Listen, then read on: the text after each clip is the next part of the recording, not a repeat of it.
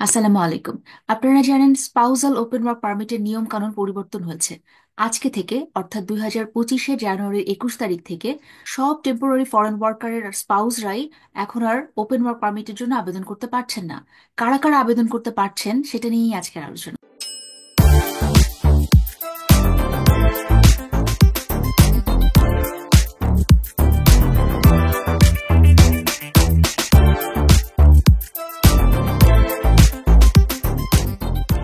প্রথমত, টিআর এর level, temporary foreign ওয়ার্কারের TR এর লেভেল যদি 0 অথবা 1 হয়, তাহলে তাদের স্পাউসরা ওপেন ওয়ার্ক পারমিটের জন্য আবেদন করতে পারবেন। টিআর লেভেল যদি 4 অথবা 5 হয়, অর্থাৎ লো স্কিল ওয়ার্কার, তাদের স্পাউসরা এখন আর আবেদন করতে পারবেন না। আর টিআর লেভেল যদি 2 অথবা 3 হয়, তাহলে একটা সিলেকশন অফ এনওসিজ আছে, যে এই এনওসিতে যদি ওয়ার্কার কাজ করেন, তাহলে তাদের স্পাউসরা ওপেন ওয়ার্ক পারমিটের জন্য আবেদন করতে পারবেন। অর্থাৎ টিআর লেভেল 2 বা 3 হলে সব স্পাউসরাই আবেদন করতে পারবেন না। আইআরসিসি একটা লিস্ট দিয়ে দিয়েছে, অকুপেশনের লিস্ট বা এনওসির লিস্ট। যেসব অকুপেশনে ওয়ার্কাররা যদি কাজ করেন টিআর লেভেল 2 এবং 3-তে, তাহলে তাদের স্পাউসরা ওপেন ওয়ার্ক পারমিটের জন্য আবেদন করতে পারবেন। এই লিস্টটা আমি এখন একটু স্ক্রিনে দেখাচ্ছি। তো এই লিস্টটা অনেক বড়, এটা আমি সবগুলো পড়ে শোনাতে গেলে বোরিং লাগবে। তো আমি লিঙ্ক শেয়ার করে দিব, ইনশাল্লাহ আপনারা দেখে নিতে পারবেন। আমি অল্প কিছু হাইলাইটেড কিছু ইনফরমেশন দিয়ে রাখি। এক হচ্ছে, হেলথ কেয়ার থেকে প্রচুর এনওসি এখানে আছে। আপনার একদম ডেন্টারিস্ট থেকে শুরু করে dental hygienist, therapist, dental technologist, technicians, medical laboratory technologist, medical radiation technologist, sonographers, pharmacy technician, medical, other medical technologist technician, even massage therapist, other practitioners of natural healing, এগুলো তো আছেই হেলথ কেয়ার থেকে। এছাড়া স্টেম ক্যাটাগরির অনেকগুলো NOC আছে। আমি যদি প্রথম থেকে একটু পড়ি, কেমিক্যাল টেকনোলজিস্ট এবং technician, geological and mineral technologist and technician, biological technologist and technician, agricultural and fish products inspectors. So অনেক কিছুই এখানে আছে যেটা স্টেম ক্যাটাগরির মধ্যে পড়ে যায়, অনেক কিছুই এখানে আছে যেটা হেলথ কেয়ার ক্যাটাগরির মধ্যে পড়ে যায়।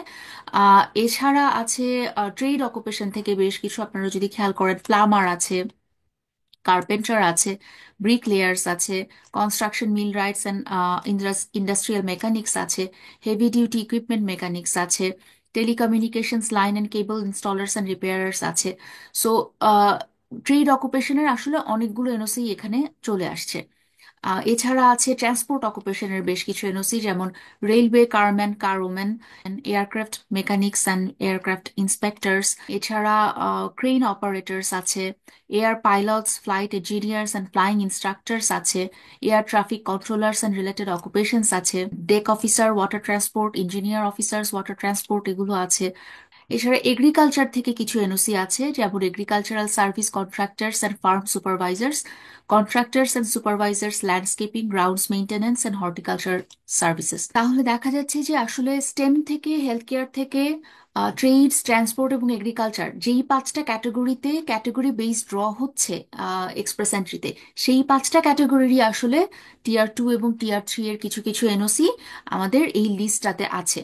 এবং এই এনওসি গুলোতে যেসব ওয়ার্কাররা কাজ করছেন, তাদের স্পাউসরা তাহলে ওপেন ওয়ার্ক পারমিটের জন্য আবেদন করতে পারবেন। এই 5টা ক্যাটাগরির বাইরে আহ, আর একটা এনওসি আমি ইন্টারেস্টিংলি লক্ষ্য করলাম, যে early childhood educators and assistants, এই এনওসিটাও ইনক্লুডেড আছে, যাদের স্পাউসরা ওপেন ওয়ার্ক পারমিটের জন্য আবেদন করতে পারবেন। সো এটা ক্যান বি অ্যান ইন্ডিকেটর যে আর্লি চাইল্ডহুড এডুকেটরেরও ডিমান্ড আছে।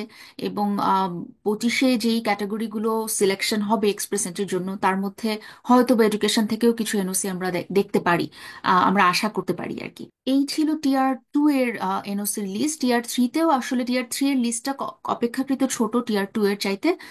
কিন্তু এখানেও ঘুরে ফিরে ওই 5টা ক্যাটাগরির মধ্যেই বা 5টা গ্রুপ অফ এনওসির মধ্যেই আছে।